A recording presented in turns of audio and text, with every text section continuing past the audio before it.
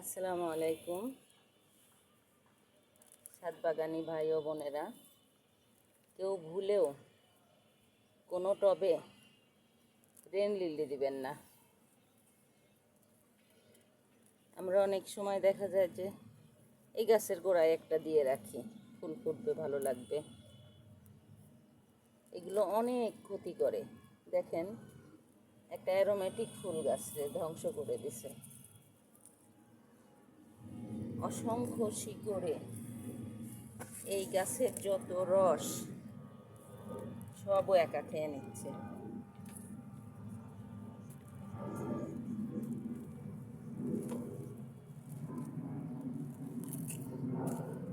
দেখেন কীভাবে শিকড় হয়েছে,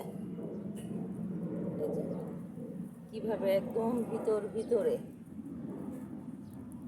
গাছের ভিতরে এমনভাবেই হয়েছে যে এই গাছটা পুরো তুলে তারপরে ঠিক করতে হচ্ছে।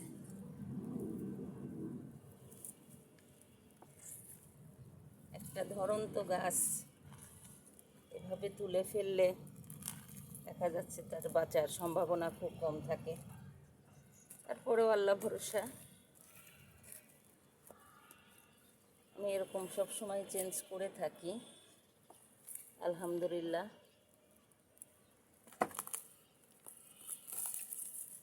কখনো কোনো সমস্যা হয় নাই। আল্লাহ ভরসা। কিছু ডালপালার ক্ষতি হয়, এটা আবার পরে হয়ে যায়।